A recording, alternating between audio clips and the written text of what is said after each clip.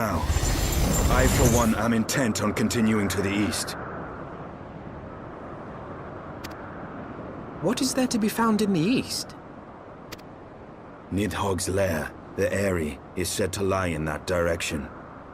And the eye tells me he is near. You cannot still mean to slay him. You cannot still mean to stop me. I have been true to my word, and aided you in this fool's errand with Hraesvelgr. But your efforts at parley have come to naught, Lady Iceheart. I would see Ishgard saved, and for that, Nidhogg must die. With the tale of our ancestors' vile betrayal yet ringing in your ears, you speak of continuing this war? Nay, lady. I would but pierce its vengeful heart. When Nidhogg dies, this war shall die with him. A moment, Estinian. You yourself spoke of the Great Worm's strength, that you believed him powerful enough to raise your city to the ground. How then are we few to challenge him? Even behind the stout walls of Ishgard, with an army of knights manning the defenses, our victory would be hard won. Yet you propose to contend with the beast in his own lair.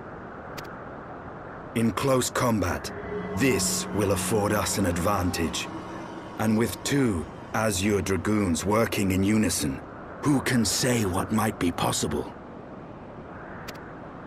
But such speculation is meaningless if we cannot even find the worm. Our first task must be to seek out Nidhogg's lair. The story of this nation grows bloodier by the moment. Must death always be answered with more of the same? Such is the way of things, I fear.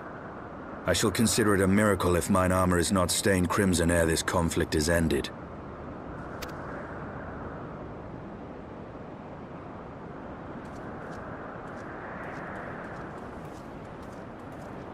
That I should be blinded by my own lies. Everything I believed, everything I thought I was, gone. All gone. Leave her. Your words will not reach her now. And we have not the time to wait for her to gather up the pieces of her shattered faith.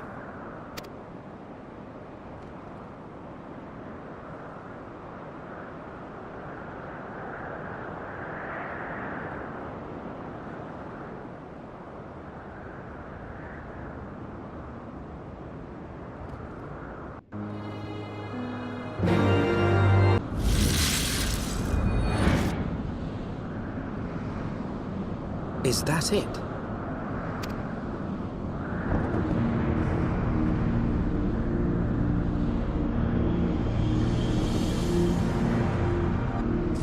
Aye, that would be the Eyrie.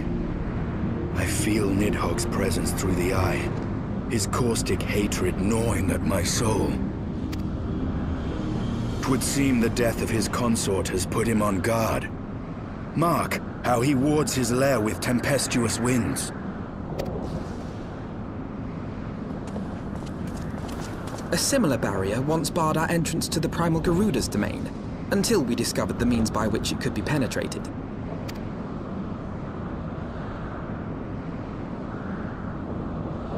Mayhap it is time we called upon Master Garland. It will be just like the good old days, no?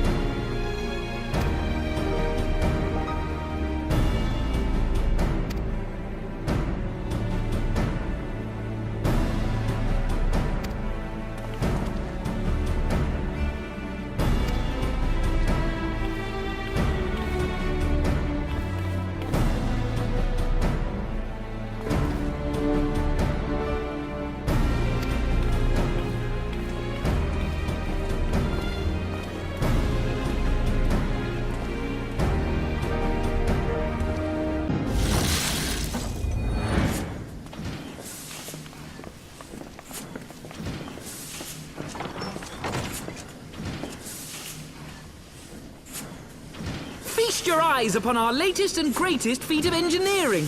We call it a mana cutter.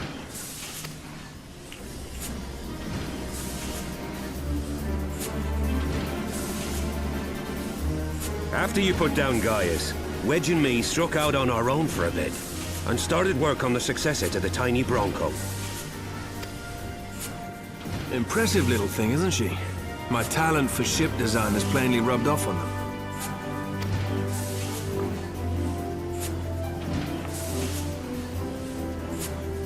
They've adapted the principles of corrupted crystal technology and constructed a mechanism which converts ether from its surroundings into elemental wind.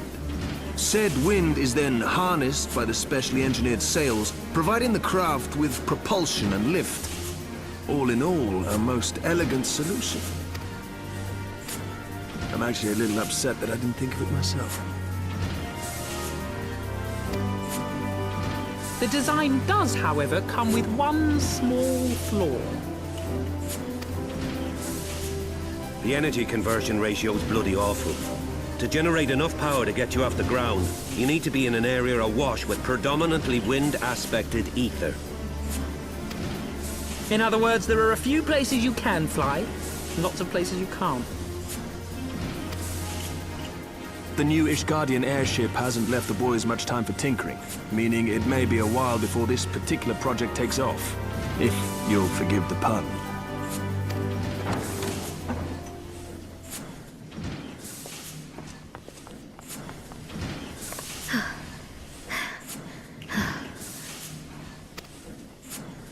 Tataru, what's happened?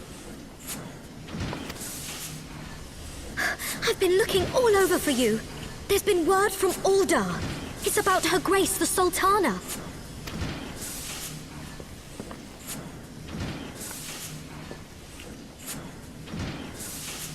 It seems you're required elsewhere. Leave the mana cutter with us. We'll see that she's airworthy and suitably equipped to slice through those winds.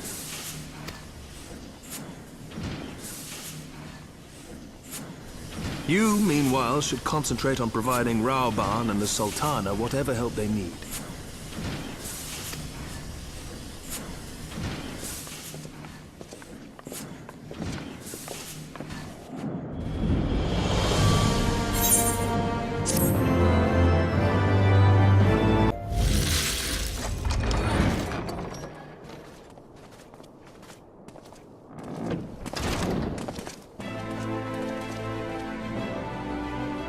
Thank you for coming. No thanks are necessary, General. I trust your recuperation continues apace. I cannot complain. Thanks to Higiri and her ministrations, I've regained much of the strength I lost during my imprisonment.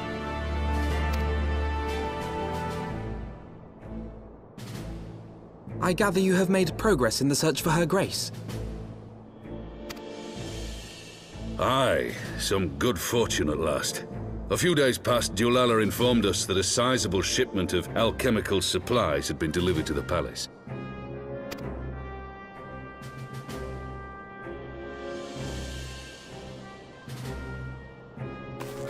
With Papa Shan's assistance, I set out to ascertain the source and nature of the shipment. My inquiries led me to Frondale's frontistery. There, I learned that an order had been placed for a curious substance designed to sustain patients trapped in death-like slumber. An invention of the former head alchemist, apparently. A death-like slumber? This cannot be a coincidence. It lends some weight to Dulala's claims, aye. Her Grace is likely somewhere within the palace, abed but alive. Before making any attempt to extricate the Sultana, however, it seemed prudent to learn what manner of substance was used to induce her torpor. To that end, I made inquiries as to the whereabouts of the one most like to have administered it. The lady-in-waiting, Marion. We sent for you as soon as we learned of her location. All that remains is to apprehend the woman. We shall find our cat's paw in the Silver Bazaar. But we must tread carefully. The market is not the bustling place it once was, and someone is sure to mark our coming. Should they inform the monetarists, we'll have a fight on our hands. We must be prepared for the worst, and being short an arm, I thought it wise to take another in its stead. What say you, Warrior of Light? Will you lend me yours? Then I pity the bastard that stands in our way. Come, my friends, for Nanamo, and for Uldar!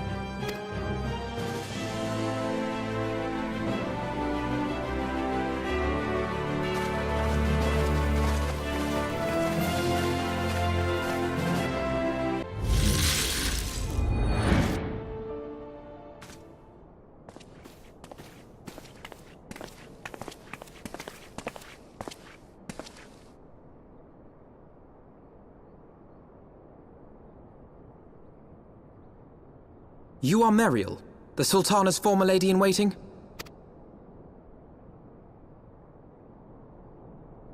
I know no one of that name. Pray excuse me.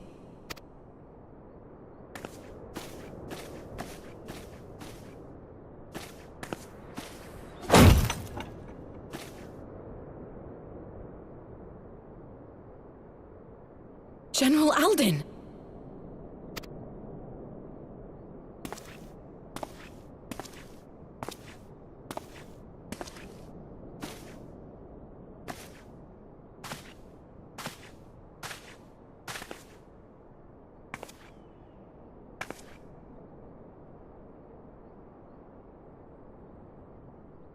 We will have the truth from you, girl.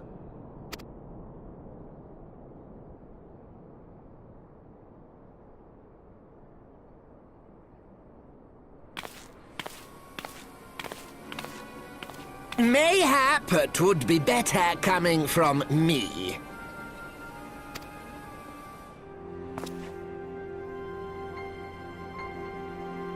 Lolarito, you'd best talk fast. As you know, Teleji Adeleji's Cartano reclamation bill was no more than a facade, a means to get his grubby little hands on that Allagan monstrosity Omega. When he learned of Nanamo's intention to abdicate, however, he was forced to amend his plans. Suddenly, assassination seemed the most promising way to further his ambitions. I am told Teleji had discovered a maid in whose veins ran the blood of House Thorn, a new, more pliable puppet to sit the throne. 'Twould have caused an uproar, of course, but few could have contested her claim.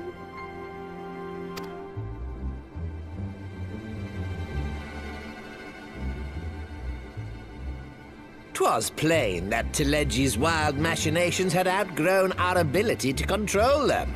So I decided to usurp his scheme and left the fool to seal his own demise. And what of Nanamo? Oh, I have no desire to harm her grace. 'Twould profit me little to destabilize our government. Thus did I employ young Meriel here to administer a potent sleeping potion in place of a poison.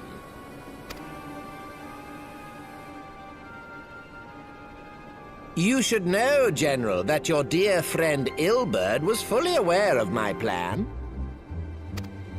I had him lie about the assassination as a means to prime your rage against Teleji.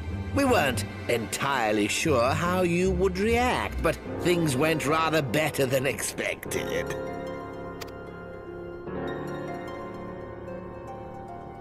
You conniving little worm! You had your claws in the Crystal Braves before their first recruit had sworn to serve! But of course, when a new game begins, 'tis only prudent to have a piece on the board. Ilberd was mine. Truth be told, a significant proportion of the Braves' initial endowment was also mine. With such large sums moving about, 'twas a rather trifling matter to disguise my own contribution. Ah, Ilberd. I secured his services with a promise to support his cause once my authority had been solidified. I swear, the man thinks of naught but prizing Alamigo from the grasp of the Empire. Unlike you, General, the poor fellow seems quite unable to forsake the land of his forefathers. Mayhap that's why he called you a traitor to your people and a disgrace to your homeland, amongst other things.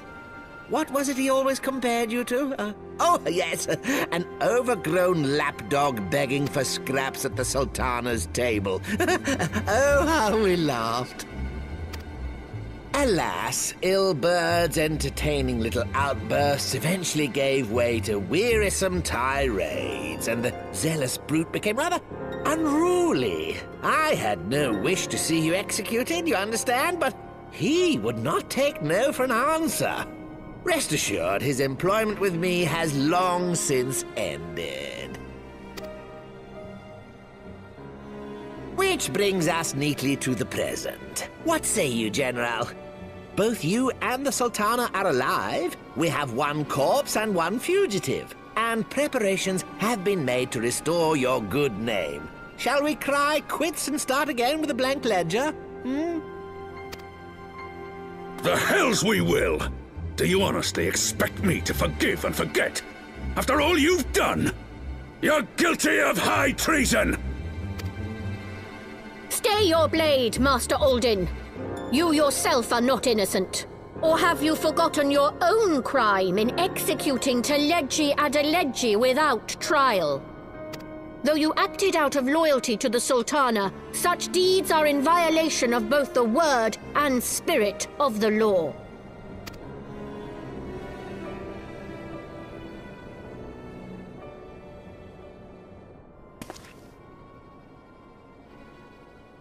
If you would, Lord Lolorito?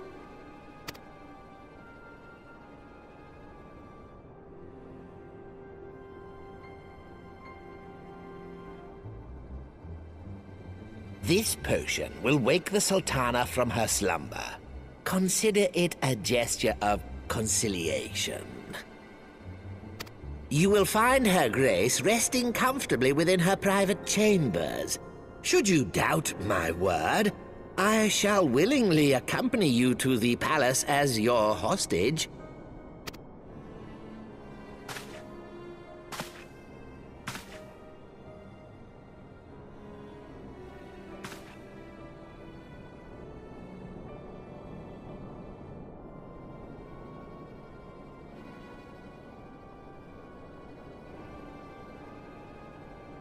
I like not your motives, Lolorito.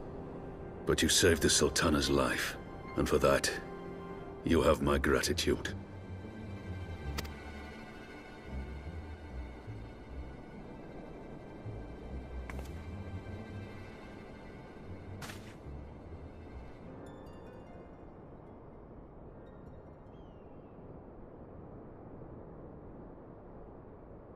Rauban Aldin, you are hereby reinstated as General of the Immortal Flames.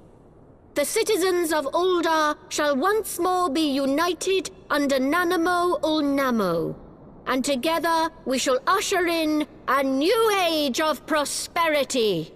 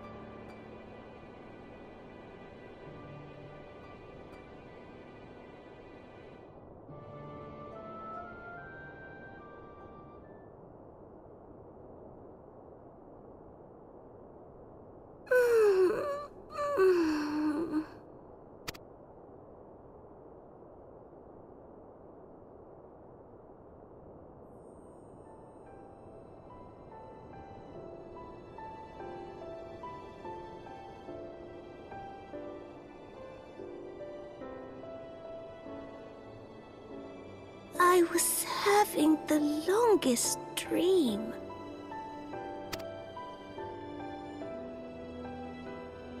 "'Tis time to wake up, Your Grace. Another day begins in Thanalan, and the sun blazes bright upon the sands.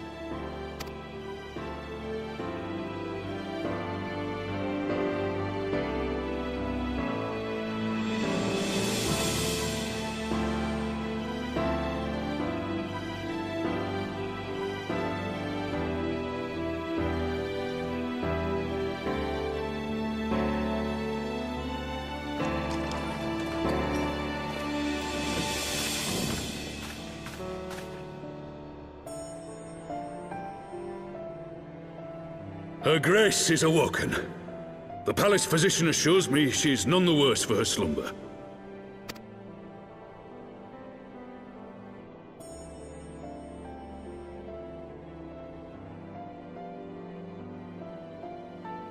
I believe Her Grace will soon resume her plans to place the government of Uldar into the hands of its citizens. Whatever path she chooses to take, I shall walk it with her. And we shall tread slowly, lest the nation be unsettled in our wake.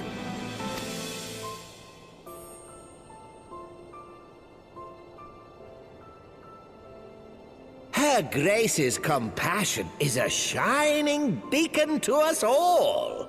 But what our city truly thrives upon is competition. 'Tis in the struggle against our rivals that opportunities are seized and fortunes made. And with the Empire on the offensive once more, now would hardly seem the time to turn our system of government upon its head. Are you privy to new intelligence, my lord? I would hardly call it new. Remind me, what was the name of that enormous Imperial warship which met its end in Mordona? Wait, I have it. The Agrius. Yes, well, 'twould appear that the Garleans have been hard at work on another such vessel. How close are they to completing this ship? Is it operational? Its maiden flight was a success, I hear.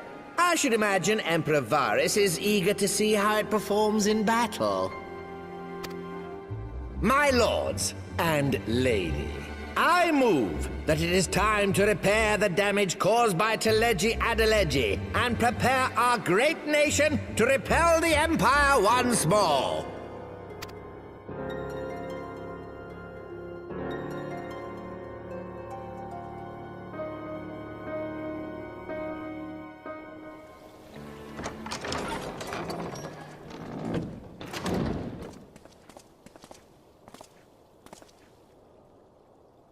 "'Tis well that the Sultana has awoken.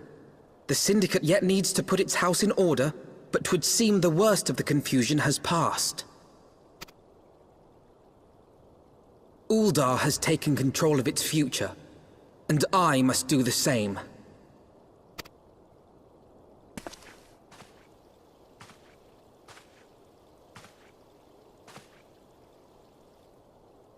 I have decided to disband the Crystal Braves. Among the recruits, there were those who supported our Order's goals and convictions with all sincerity.